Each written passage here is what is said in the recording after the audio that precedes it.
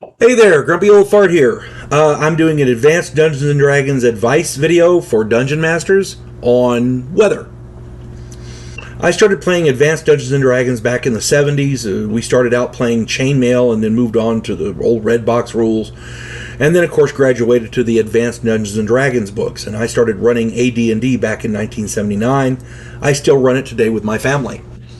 I do advice videos and hack videos for tabletop role-playing games to try and help players and less experienced dungeon masters to make the games more enjoyable. That's the whole point of playing this game, is to have fun. If you don't like the information I present, or if you choose not to use it, that's cool.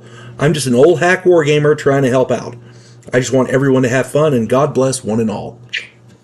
One of the things many players and dungeon masters, for that matter, fail to take into account is the weather. Weather is a huge factor when determining the equipment that you should buy. I have lost count of the number of dungeon masters who ignore the weather in their worlds. Spring, summer, winter, and autumn all require different preparatory equipment purchases.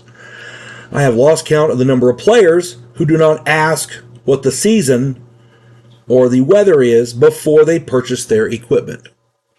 The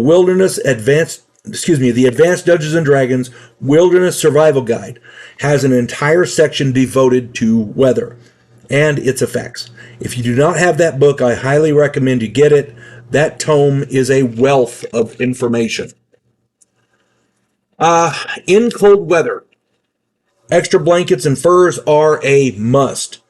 The group might even consider pooling their resources to get a tent. Some other things to consider. Padded armor gives the same armor class as leather armor, but it is much warmer. Cold weather and very cold weather clothing, like bear furs, actually make the armor class better. Go check out my video, Budget Cloak of Protection. Also check out Armor Warmth in the Wilderness Survival Guide. Your armor can help keep you warm. In the desert, armor is not really a good thing to wear because you'll burn up. In the wintertime, just saying. Flasks of oil can be used to help light fires. Torches and lanterns all put off heat.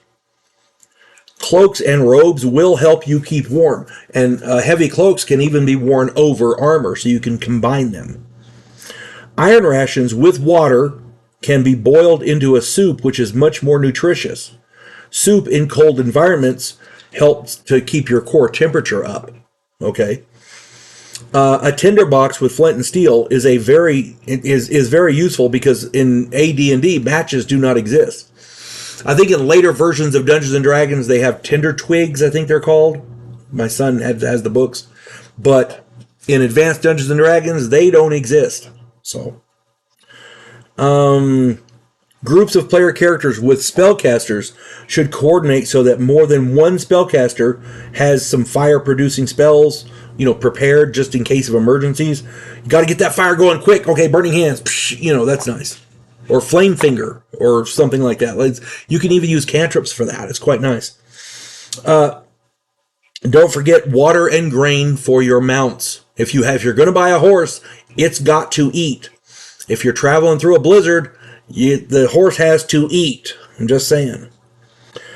Now, let's converse and flip it over to hot weather. Hot weather, extra water skins and shade is a must. A group tent might be in order to help with shade.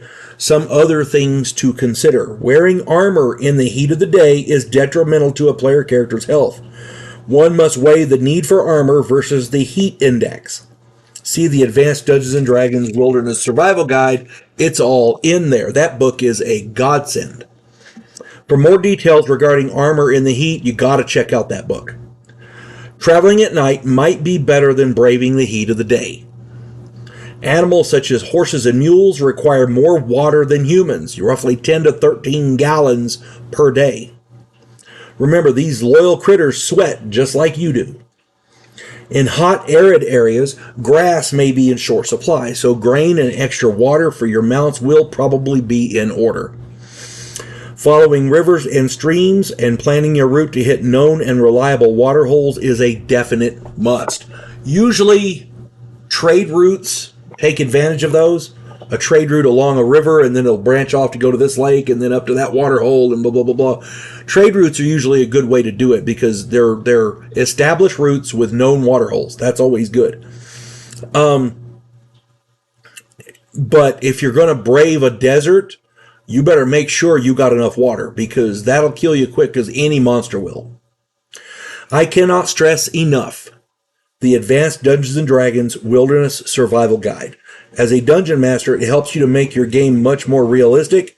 As a player, it will literally increase your chances of survival versus the elements. Remember, the weather can be as dangerous as any monster, so plan ahead and be prepared. It's better to have it and not need it than need it and not have it. That's pretty much it right there. Anybody who's had any survival training, yeah, try to transfer that into Dungeons and Dragons and help out your fellow players. Because I've played in groups where one guy is well prepared and he's got all the stuff he needs, but he never mentioned it to the other players, and suddenly he's the only one with extra water, or he's the only one with cold weather clothing. You know what I'm saying? And you have to stop every couple hours and light a fire. It's crazy. My contention is, as a group, the players need to work together. That's the whole point. They're a team. If they're not doing that, their chances of survival are a lot less. And in harsh climates, hot or cold, yeah, it becomes a necessity. That's all I'm saying.